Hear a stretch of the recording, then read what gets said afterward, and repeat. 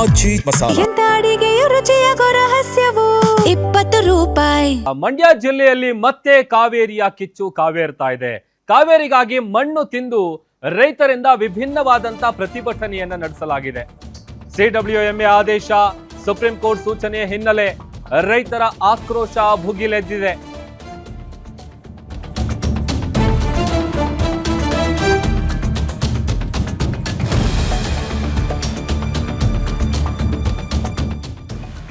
ಸಕ್ಕರೆ ನಾಡು ಮಂಡ್ಯ ಜಿಲ್ಲೆಯಲ್ಲಿ ಮತ್ತೆ ಕಾವೇರಿದೆ. ಕಾವೇರಿಯ ಕಿಚ್ಚು.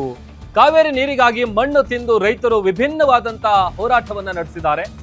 ಸಿಡಬ್ಲ್ಯೂಎಂಎ ಆದೇಶ, ಅದರ ಬೆನ್ನಲ್ಲೇ ಸುಪ್ರೀಂ ಕೋರ್ಟ್ ಕೊಟ್ಟಂತ ಸೂಚನೆ. ಇದರ ನಡುವೆ ರೈತರ ಆಕ್ರೋಶದ ಕಟ್ಟೆ ಒಡೆದಿದೆ.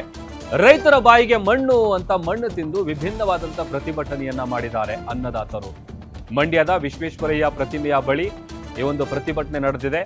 ಸರ್ಕಾರ ಮತ್ತು ಪ್ರಾಧಿಕಾರದ ವಿರುದ್ಧ ಧಿಕ್ಕಾರದ ಘೋಷಣೆಗಳನ್ನ ಕೂಗಿ ತಮ್ಮ ಆಕ್ರೋಶ ಹೊರಹಾಕಿದ್ದಾರೆ. ಬಿಜೆಪಿ ಕಾರ್ಯಕರ್ತ ಶಿವಕುಮಾರ್ ಆರಾಧ್ಯ ಮಣ್ಣು ತಿಂದು ಕಿಡಿಕಾರಿದ್ದಾರೆ.